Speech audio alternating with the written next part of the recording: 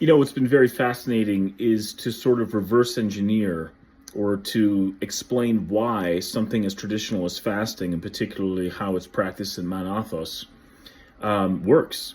And there was a paper from a scientist named Sachin Panda, and he had basically studied rodents and how time-restricted eating or fasting improved their health.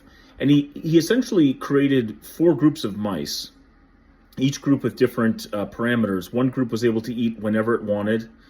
Another group was limited to a high-fat diet and could eat whenever it wanted.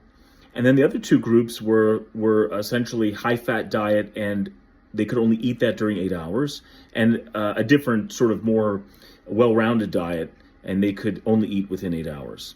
And what was fascinating was that the 2 groups that did intermittent fasting, they only ate during 8 hours, saw incredible benefit to their health. Many of those mice either maintained their weight or lost weight, and they had a host of different metabolic lab values that improved with that effort.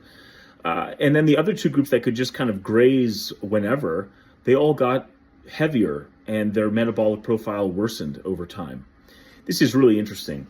What also came out of that study too was that they recognized or realized, or at least this is the research that Dr. Panda has discovered, is that something like 80% of our genes are linked to a 24-hour cycle and circadian rhythm. And why this is relevant to fasting is, as much as we know that the detrimental effects of jet lag when we travel across the world in an airplane and suddenly feel like crap as we're trying to readjust to when we're supposed to sleep and wake up and be active. And I know from shift work in the ER, there's nothing more disorienting than night shifts. But it also turns out that when we eat also triggers these clock genes.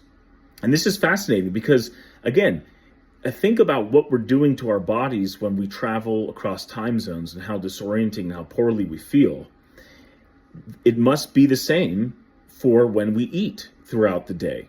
And if you're snacking all day, and confusing the body as to when it's supposed to turn on and off, you can see why that would be detrimental to the body, especially since 80% of genes are linked to those outcomes, to those triggers.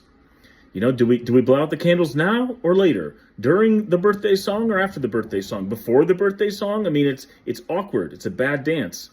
So what I would like to say and share is that fasting is really key in that it tightens up the regularity of when you eat. And also then a second point of information to pull from this then is make sure your eating window is as consistent as possible throughout the day, the week, and the year. Try to keep that window the same over and over again, because it's going to trigger your body as to when you're supposed to sleep later on, when different hormones are secreted, etc. Be consistent.